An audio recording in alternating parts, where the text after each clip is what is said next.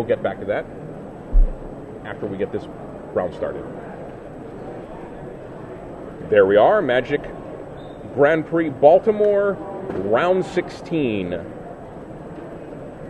There's Eric Meng on the left, Tim Landale on the right. Once again, this is a win and hope to be in round. So as I was shuffling up, I'll finish up. We got Dave casting a Consecrated Sphinx, which is going to give him some hope to get back into the game, and then Alex cast Phantasmal Image, copying Sphinx, and both players started drawing cards at an accelerated rate. I think between the two of them, they drew 34 or 36 cards in Dave's next draw step. Right, they just feed off of each other. They continue to trigger and continue to trigger and continue to trigger as you draw cards. Seemed like Alex realized that even with a few card advantage was too much for Dave, so he dug through his deck for answers and never found any. But Dave had a fist full of questions, so he followed up with a Worm Coil Engine and some control elements. And we'll see him in the top 8. Tim Landale mulliganing down to 6. Yeah, Eric Meng definitely seems like a player that we're going to see more of. See if we can get a report on how he finished in his recent Grand Prix. Do you know where Eric is from? I don't know that much about him personally. He wins this match, maybe we can get him in the booth, sure, learn a little bit more. So off the mulligan, Tim Landale, no acceleration. Eric Meng with the first turn bird. As you mentioned, Tim's deck more thick with acceleration elements. In this case, the mulligan to 6 cost him the chance to get to one of those. Always bolt the bird. It does not want Eric Meng to fix his mana or accelerate. Meng has a mulch.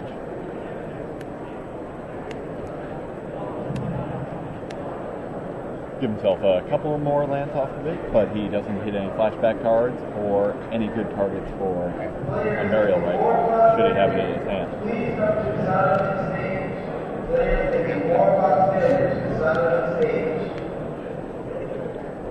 There's a checklist card for Tim, which would be the Huntmaster of the Fells. He's going to Green Sun Zenith for 1, getting a bird. Most certainly a bird, not an elf. Does he even have one? Actually, not even play elf. He's not even play elves. Now, you'll notice that Tim Landale has only a single copy of Birds of Paradise in his deck. The reason for that is that he specifically wants to get it off of his Green Sun Zenith. He draws Green Sun Zenith. He can use it to get a bird to accelerate, Huntmaster of the Fells, a Primeval Titan, of course, an Acidic Slime, whole range of good cards. Does he have Throne the Last Scroll main? Looks like he does not. The sideboard's in this runs.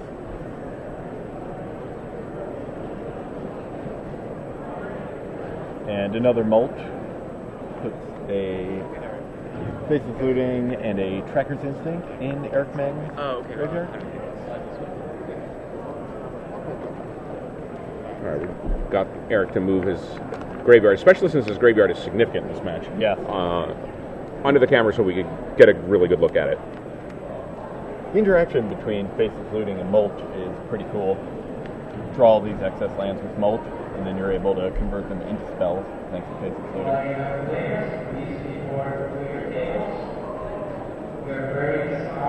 So after we've seen the field that we saw today, do you think you still would have liked playing the black-white zombies that we talked about? Black-white tokens. Black-white tokens, sorry, that we talked about at the top of the broadcast? I think so. I think it's a really good choice for this tournament, and I think if I end up playing anything next week, I'll go with black-white tokens then.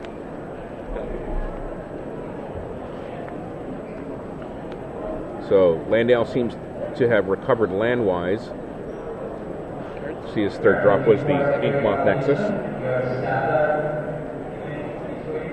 Any reason to not cast the Huntmaster? I can't see his entire hand. He might have another Accelerant and Titan, in which case he almost certainly want to play the Accelerator. Looks like that's a Spear of the Suns, and indeed a Primeval Titan. So he's going to attack with the Inkmoth. Not afraid of Gut Shot here. That's our first poison counter of the day. It is. And he plays the Sphere of the Sun.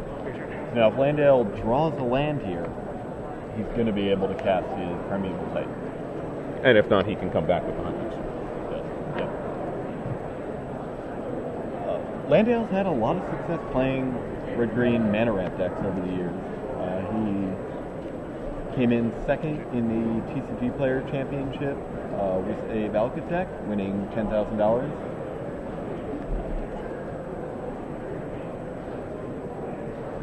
Last year was pretty close to top 8 in U.S. Nationals, also with Valakut. Goes back to the point we've made repeatedly over the weekend. Play the deck and the style of deck that you know. Right. Landale actually mentioned to me before this match that he was feeling pretty sick, feeling pretty tired, and he was really thankful that he had a deck that he could play almost in his sleep. He knows what the mulligan decisions are. He knows how to sequence his plays. He knows when it's right to cast the Huntmaster that Fells there, or when he should play an Accelerator. Yes. 6 cards? 6. Remember, you have to draw it? Oh, Landale drew a land, but it was not the land he wanted to see. Copperline Gorge will come into play tap, and Landale's going to have to wait another turn before casting his Primeval Titan. He's just going to cast the Huntmaster of the Fells.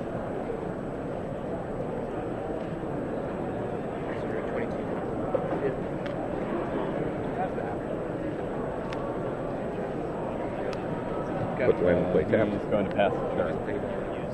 Okay. Okay, well, that's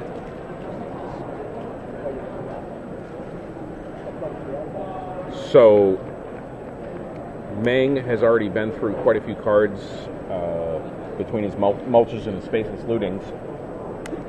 And he has a Inferno Titan.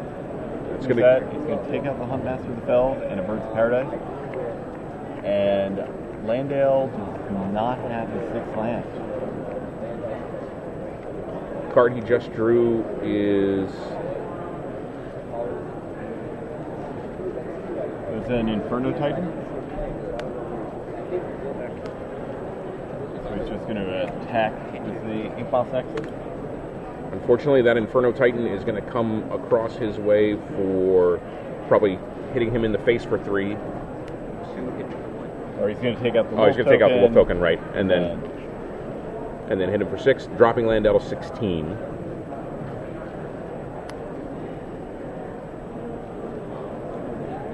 MENG's keeping his hand back where we can't really see it too much.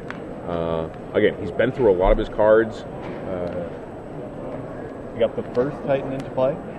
He's going to play mulch. He's going to keep things going.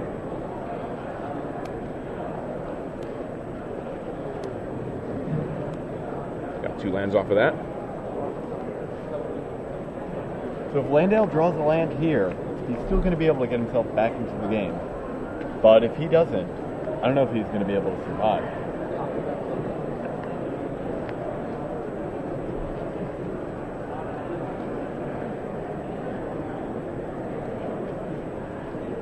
Yeah, he's definitely needs Lingering Souls. He's MENG another damage source, and he flashes it back. Probably 4th.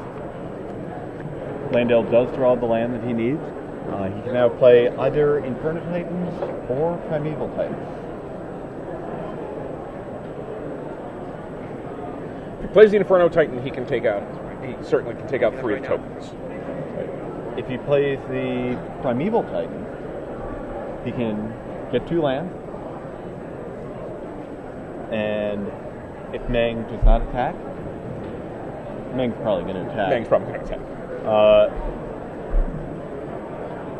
He's going to have to block, no matter what, with his Titan, assuming the Titan lives. Next turn, if he draws another land, he'll have 9 mana. He can play an Inferno Titan and Flagstorm. So, should Meng play another Titan, he can wipe it out. Which direction would you go with this here? I honestly don't know. The Inferno Titan seems the safer route. He saves himself a few points of damage. He'll take... He does play the Inferno Titan. Takes out 3 spirits. Leaves the birds in play. Actually, he might have pointed to 2 spirits in the bird. Did he? Oh, yep. He did? Okay. Yeah. 2 spirits in a bird. Doesn't want Meng casting Elesh Norn. Doesn't want him... Right, a hard cast Elesh Norn. Pumping his Inferno Titan any further. So if Meng does indeed attack, we'll probably see a trade of the Inferno Titans.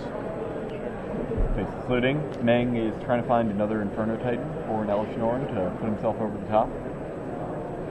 If he does draw another Inferno Titan, he can play it, deal 3 damage to Landale's Titan, and then deal another 3 damage to it when he attacks with his current Inferno Titan. Discards a couple of lands.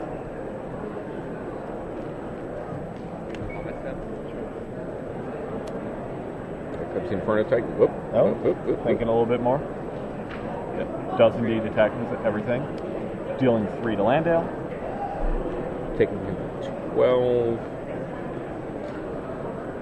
Now Landale's thinking for a little bit. He can take the hit. He can go down to... I guess he would go down to 4. Untap. Hit Meng's Inferno Titan with an attack. Slagstorm. Leave Meng without any creatures.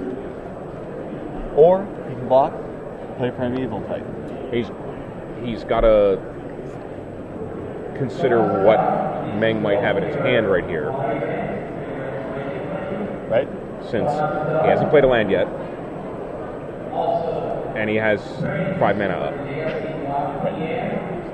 Not only that, but what Meng can draw into, he has a Tracker's Instinct. He has Faces Looting in his graveyard. At some point, he is going to find an Unburial. Again, the conservative play there seems to be... He doesn't want to just get burnt out by Unburial Rights bringing back Inferno Titan.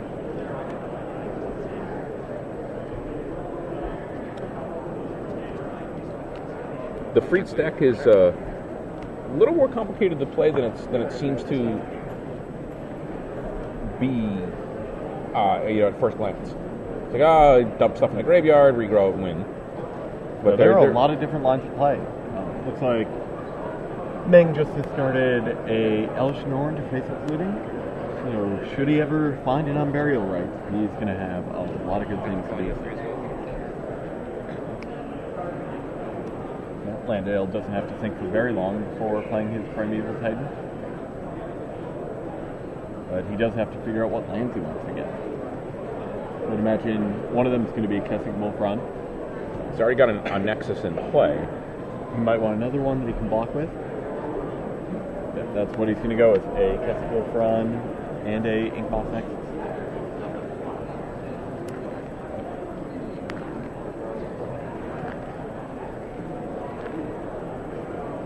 Now, Meng has a decent attack. This is 2 Spirit tokens. And he can also try to dig into an Unburial Rights. Probably do that first, right? I would imagine so, because then he can get back Elesh Norn and make his attack even bigger. Oh, he just hard cast Elesh Norn. Right. Well, now that means he can now attack with the Birds of Paradise as well. I mean, he can attack for 8 right here, right now. Put Landale all the way down to 2. I guess we already knew that Meng had the Elshnorn in his hand because he discarded one to faceless looting. Right. But he had an abundance of mana. He chooses to keep the bird back. Is that... I mean, he's only got 2 poison counters. Landale just concedes. We're going to go to game 2. Eric Meng versus Tim Landale. What's it look like Meng's sideboard plan is going to be? Meng might bring in a couple more Wormcoil engines. He knows that he just needs to get a big creature on the board fast. He has these sort of Warren pieces in his board. I think they're going to stay in his sideboard. Might just be 1 or 2 Wormcoil engines. Then we've got Landale, who has a lot of good options for things to bring in. He has a couple of copies of Karn Liberated, a couple of copies of Garrett Primal Hunter, and a couple of copies of Beast Within.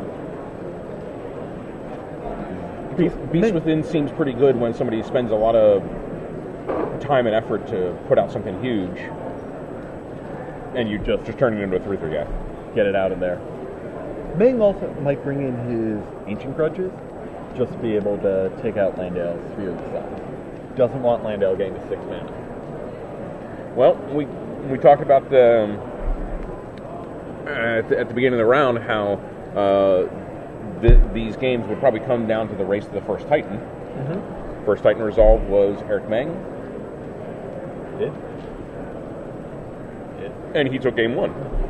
Landale was on the play, threw 6 mana swords, but it was a Copperline Gorge, so he had to wait. And he got set back even further when Meng played an Inferno Titan and killed off his Birds of Paradise.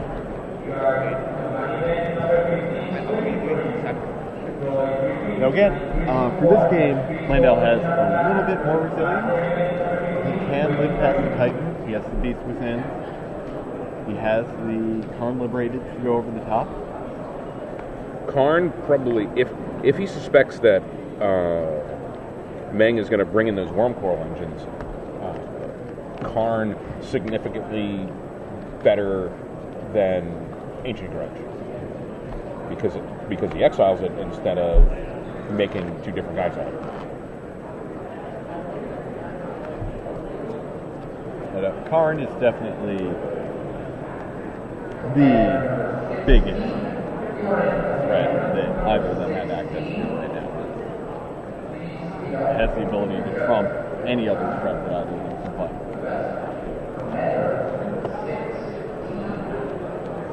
Remember in that game, Landale went to 6. Correct. And he always did seem just a turn behind. Copperline Gorge, of course, didn't help his case. Setting him back yet another turn. Although, even if he can cast the Titan there, Meng's still going to come back with the Elishnorn. That doesn't happen for several turns. If Landale gets to play his 6 mana sword, plays a Primeval Titan, then he can play another Inferno Titan on the following turn. He can use Slagstorm to take out Meng's Inferno Titan at profit. At profit. It's really good for Landale. Well, it's certainly better than than it turned out to be. Just losing the game without being anywhere near close to it.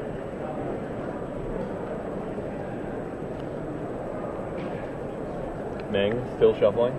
Landale tapping his fingers against his shoulder. That's some sort of sign. Sign that he wants Meng to stop shuffling.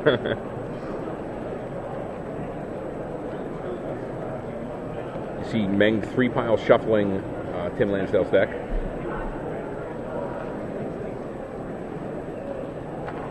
Three-pile shuffle came about in the early days as a hedge against people stacking their decks. How would that work? Well, if someone had stacked their deck 2 spells, 1 land, 2 spells, 1 land all the way through. Right. Back in those days, 40 spell, 20 land configuration was pretty common. In order to just smooth out their draws, which of course would be cheating if they stacked their deck that way and then didn't properly shuffle. Looks like Landale is looking over his hand again, and keep it. He's going to keep it. By 3-pile shuffling, you would actually disrupt the pattern that those people had set and put all their lands in a pile of 20 and all their spells in a pile of 40. And Landale leads off with a turn to explore. Rampant Growth. Oh, Rampant Growth, yeah. Gets the mountain he needs. Certainly, well, we didn't actually see the hand he kept. If his keep was a little weak, that Rampant Growth helps his cause a great deal. Certainly does. He just wants to get to 6 mana as quickly as possible.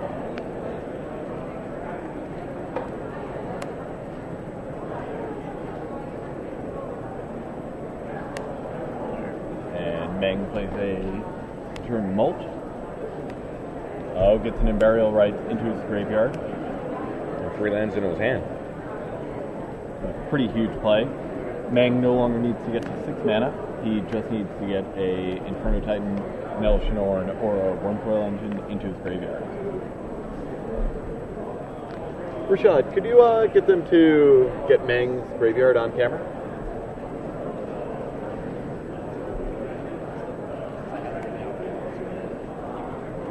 I'm sorry about that. We'll make sure we know what's in MENG's graveyard at all times. So it looks like that Burial Rites has a Pro Tour stamp on it. Does. May have oh my. So MENG put 3 lands into his hand with mulch. That put him up to 8 cards in hand. Discarded an El Shinorn that he can now get back with on Burial Rites.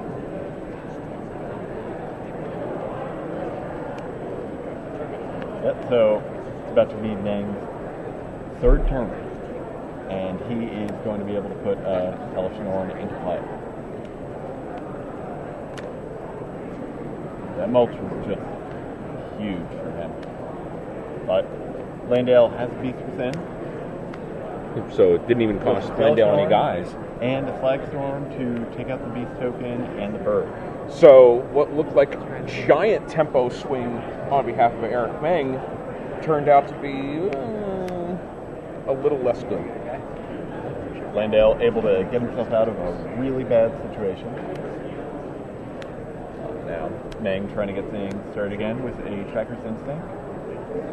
Finds him a Absence Pilgrim. But no relevant flashback spells this time.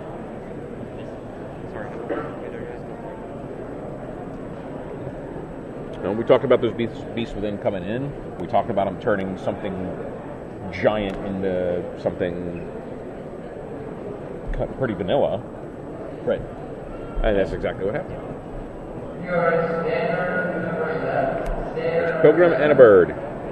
Now, so MENG is up to 6 mana. Landale does not have any big threats in his hand. He's got Galvanic Blast and land. So he's just giving MENG more and more time to set up. Galvanic Blast takes out a bird.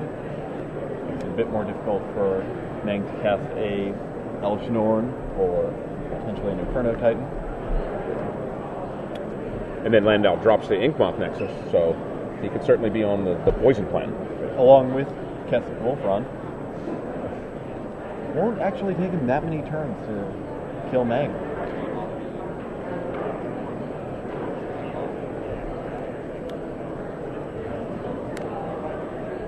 MENG has a Wormcoil Engine. The lifelink, not all that relevant against Landale's poison plan. Yeah, if Landale is going to go on the poison plan, I don't think he has much of a choice. The Wormcoil Engine is simply going to kill him. So Landale pumps it up. Two. A 3-1. 3. Puts MENG on 3 poison. So Meng is going to need to find a Lingering Souls to give himself blockers, or an Elvish Norn will do that trick pretty nicely. So now, Landale's going to need to find a way to deal with that Elvish Norn really quickly. Well, he's going to have to find a way to deal with the Elish Norn. He extends the hand right away. He would have needed to kill the Elish Norn. Can we get Meg in here? He would have needed to kill the Elish Norn and the Wormcoil engine with only a moderate amount of mana, because even if he deals with the Elish Norn, he's cost himself a turn that he can't be attacking with the Inkmoth Nexus, which means the Wormcoil engine is going to come across for 6 more. Gets another hit, gets to keep doing things, gets to play trackers in things, just gets worse and worse from there. But Meng doesn't give him that opportunity. Right. So we're going to get Meng into the booth. We're going to talk to him about that victory that puts him into pretty sharp shape for moving into the top 8. That seems... So, he was in 10th place going into the round, gets the win. I think we're actually going to be joined by Dave Shields first. He's going to talk a little bit about the match that we saw on camera about an hour ago. Sheldon, I'll leave you to it. All right.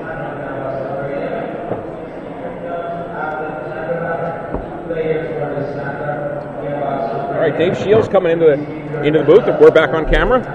How you doing? Pretty good. That was pretty exciting stuff a round ago. That was intense. We saw at the end of as you guys were shuffling up the end of the match, that you said something to Alex. Yeah. What was the discussion about? Well, I guess like once the Consecrated Sphinx turn all happened, like that was like really when I had to make a decision. Like I thought that if time wasn't a factor, that I would have no problem winning the game. But because of the time, if I start to draw cards off Sphinx, I thought that he could drag that out to a point where he couldn't lose, he could only draw or win. And a draw at that point was good for him, but really bad for me. Right. So basically the last turn where the first turn where I have all the Sphinx cards, I think it was turn 0, I didn't play Wormcoil, and because I'm scared of Phantasmal Image. So the following turn, where after I countered his captain twice in a row with Mana Leak, I decided to play the Wormcoil because I have the second Ratchet Bomb, knowing that if he does, and my Liliana has an additional counter now, so if he does able to resolve Phantasmal Image, I can leak and hold him off his other threats. That's the only creature in play. Liliana him to Edict him, and then sack Ratchet Bomb for 0 to kill both his blockers and kill him outright. So he actually had no outs in the last turn, but with 2 turns to go, Phantasmal Image could have made things a little better. So, I mean, what about his choice to draw a bunch of cards and then let you draw a bunch of cards? Yeah. Is your threat density a little higher with a bunch of cards in your hand than his is? Like I said, if time wasn't a factor, that's just suicide for me. Like, I have way more lands than him. I had, Drown Yard is my plan A against most decks. Right when they called time, I counted the Drown Yard mana, and I was 1 turn away from killing him with Drown Yards. And because I boarded out my Blue Suns in it, I didn't have any chance of killing him. Yeah, we saw that get boarded out and commented, well, even though it was the kill card in game 1, it's not really the relevant. Game 1, I killed him with it, but if I didn't have it, he's still probably just going to die. Right. It just speeds things out. Right. It helps the inevitable happen. That was a pretty good run of heals for you right there. It was Tragic Slip, because you were playing off the top. Oh, yeah. And it was Tragic Slip, Tragic Slip, Consecrated Sphinx. Absolutely. Seemed like he was, before the first Tragic Slip, he was gaining a little momentum. Yeah. And he's got the time to kill you, because you were at 6 or 8 at that point. And I definitely really think that the first Tragic Slip I drew during my upkeep there, I thought I was behind for sure. Once he has the Undying guy, I'm in rough shape. But the problem was with him stalling on lands like he did for only the first few turns, but then hitting the next few after that makes my Liliana really awkward, because my deck really wants to keep making its land drops. So when I made the play to play the Liliana, I have a Go for the Throat and 2 Mana Leaks in my hand. Right. But at the same time, all my draw phases are going to be very relevant. I want to make sure that I keep playing lands. I can't get stuck on 5. So I can't draw lands and discard them. My Mana Leaks are basically going to counter anything because he's stuck on 2 mana. So it's Well, you held the Liliana one turn. Yeah, when I was stuck on 4 lands, so I drew the 5th land to be able to play Liliana and have the mana leak up. And if I drew the 5th land like 1 or 2 turns later, I might not have played the Liliana, like depending on what my draw phases were, obviously. But just because I almost thought it was helping him, right, close to as much as it was helping me. Yeah, I mean, I think without some real good peels, the 2 of you living off the top of the library at that point is way better for him than it is for you. I mean, absolutely. You're a little mana hungry in your deck, and you need stuff. Yeah. You need answers, and he asks a lot of hard questions if you're playing there. So you're into the top 8. Yep. What are you looking forward to? What do you want to see, and what don't you want to see? I just watched Tim Landale lose to the Frights deck, and that matchup is as good as they get. I haven't played against that many matchups in Magic that are that easy. Just with the way my deck is set up, nothing. They're trying to take advantage of like doing things unfairly, get cheating and Elish Nord into play to beat all these quick and mid-range aggro decks, and my deck just doesn't care about that at all. I even have a Nile Spellbomb in the main deck, so it's like we were playing those games. In game 1, they almost have no shot. Their backup plan's Lingering Souls, and I have like Black Sun Zeniths and Curses, and just so many cards that they don't want to see all in the same deck. So I definitely want to play against that. I know Paulo's in top 8, and he's playing blue-black in the mirror. I know my list is a little bit more tuned for the mirror than his, but I still don't want to play against Paulo because he's Paulo. Nobody does. Yeah. So, I mean, I think I have an edge in game 1 just because, like I said, I think I'm a little bit more prepared for the mirror with my list, but at the same time, they can go either way. It's only 2 or 3 cards. There's not a lot you can do in the mirror. I have 3 drowned yards to his 2. Jackie Lee's kind of tearing it up over there. I heard some stories about how she steamrolled Gindy pretty good. She did? And I wasn't too sure if I wanted to play against that or not. I think a lot of the green aggro decks, like the general consensus is that they're really bad matchups for blue black. But like I've actually found them to be a little bit closer than what most people make them out to believe. They get a lot better after sideboard when I go into the Batterskull and Wormcoil plan and Bloodline Keepers, and I can kind of just like counter their early stuff and then just like start jamming guys and just hope my guys are better than theirs. But yeah, I definitely do not want to play against. Well, the Geists take 2 cards to get rid of. Yeah, the Undying guys are not fun, and that's one of the advantages of Nile Spellbomb. I can get rid of those Undying guys with that. So that's. But you have to pick your spot there. Yeah, absolutely. You don't want to get sort of too chippy and Spellbomb too early. Yeah, that's the problem. Is